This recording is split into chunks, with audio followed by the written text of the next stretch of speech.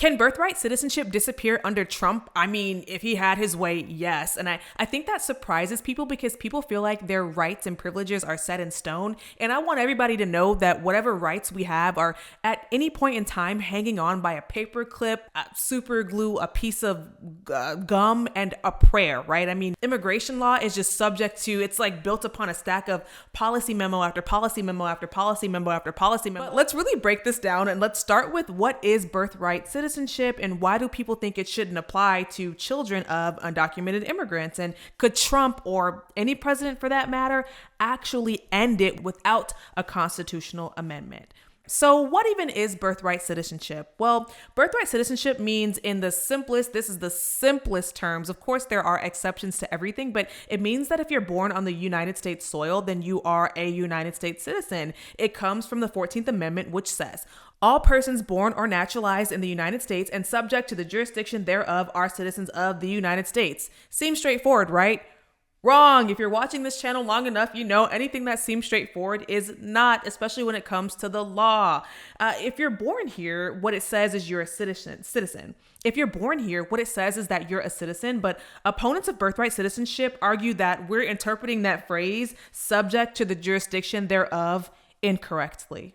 The basic tenet of the argument is this. Back when the 14th Amendment was drafted, Senator Lyman Trumbull, whoever that is, said that subject to this jurisdiction thereof meant not owing allegiance to any other country. So if someone crosses the border, has a baby the day that they enter into the United States, that child supposedly still owes allegiance to the country where their parents just came from and isn't truly under the U.S. jurisdiction.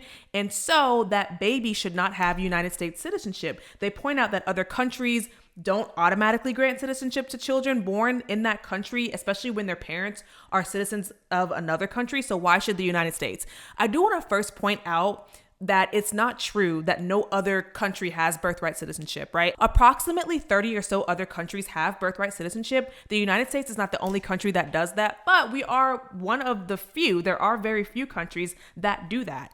But if we go back to the case and the precedent, there's a really famous United States Supreme Court case. It goes by the name of Wong Kim Ark. This is a 19th century Supreme Court case. And that case affirmed that Wong Kim Ark, the child of lawful permanent residents, right? So it's different.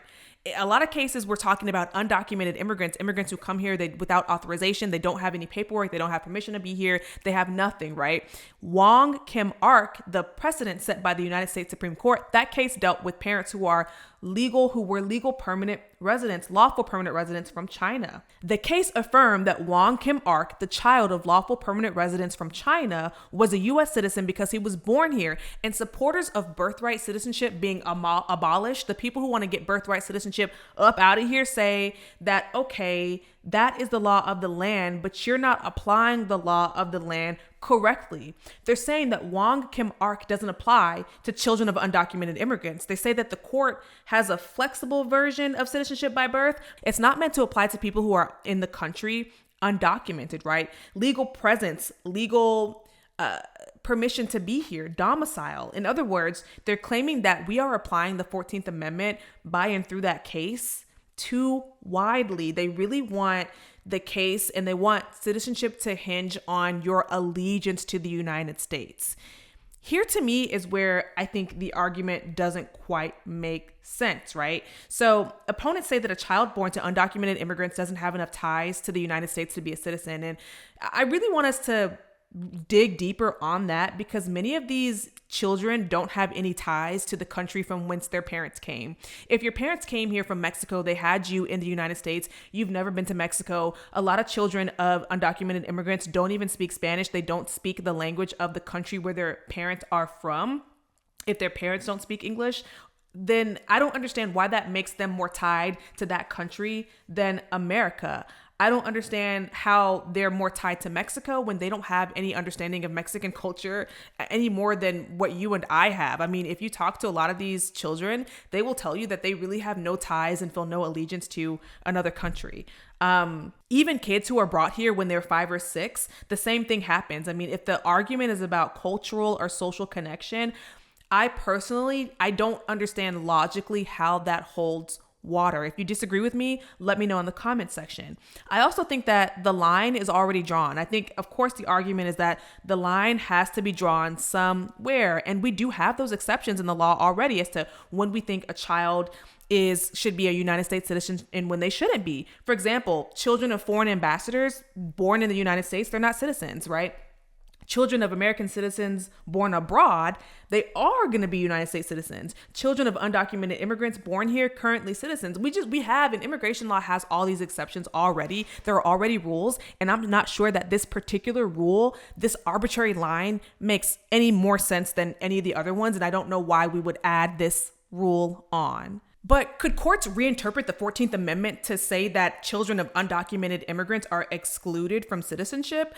I mean, I think it's plausible, yes. Of course, we know precedent is precedent until it's not. We've seen this with Chevron. That case got overturned. We see this with Roe v. Wade. That case got overturned, right? And the key in this case is to say, all right, well, if the Supreme Court case Wong Kim Ark was about children of lawful permanent residents, conservatives are going to argue that that's a narrow decision. And so the court doesn't actually need to overturn that case. They can just say, we've been interpreting it incorrectly this entire time, so let's just interpret it correctly. So by going that route, the conservative argument is that they don't have to change or amend the Constitution, which is difficult, not going to happen. It's not going to happen. So they're saying we don't actually have to do that, right? We're just correcting a misinterpretation. That's how you get around the need for a constitutional amendment in this case. So I'm not convinced that this argument works, right? Beyond the legal stuff, let's get practical. How do you prove ties to America? Are we going to ask a newborn child for their credentials? You see what I mean? Like, do we kick children out of the only country that they've ever known? Opponents say it's not about race. They cite cases like Dred Scott, the infamous Dred Scott case, and say, okay, there you see that Black people were denied citizenship or descendants of slaves were denied citizenship. Even conservatives, the serious conservatives, the documents that I'm reading are saying, we agree you shouldn't have these race-based citizenship laws. That was a mistake. It's an unconstitutional disaster. But now you want to base citizenship on ties or domicile, legal status. I'm not sure it's much cleaner. I don't think it's the same as Dred Scott. I think they're trying to clean up citizenship and the requirements, but I'm not sure this is the way. I am sure. I'm not convinced. I don't think this is the way to do it. What's the likelihood of this happening? Trump has talked about executive orders and other people have talked about executive orders. I certainly think that would be challenged. So, I mean, I guess he could try to do an executive order, or some court somewhere could say birthright citizenship is incorrect, that we've been interpreting the law incorrectly. It gets up to the Supreme Court, and if they agree, they agree. I don't think the court will agree, but again, we thought the same thing about some of these other cases that have been American law or that have been the bedrock legal principles of our nation, and those cases were overturned as well. Immigration law is already complex, and this conversation about reinterpreting the 14th Amendment seems to add even more fuel to the fire. Talking about correcting an interpretation, I do not agree with that interpretation. I don't think that's the right way to go, but I mostly just believe that attempting to end birthright citizenship seems to be a roundaway solution that doesn't even resolve the main alleged issue, which is trying to curb undocumented immigrants coming into the United States. The subtext there is you think that people are coming into the United States in order to have a child here, become a citizen, and remain in the United States and better their lives, mejorar la vida, as people would say in Spanish. But that seems to be small or far further down the list of reasons that people immigrate to the United States, right? Probably the number one reason is economic incentive to come here to make a better life, earn more money. And it seems like decreasing or changing laws around birthright citizenship and saying people can't just come here and have a baby and become a citizen, I don't see how that solves the main issue that you're trying to solve. I mean, people are still going to probably come into the United States for that economic incentive. Does that make sense? Addressing birthright citizenship or challenging birthright citizenship, in my opinion, just doesn't seem to get at the heart of the question. Agree with me? Disagree with me? Let me know in the comment section. Shoot me an email. I do appreciate hearing from different viewpoints and perspectives. Until next time, see you later.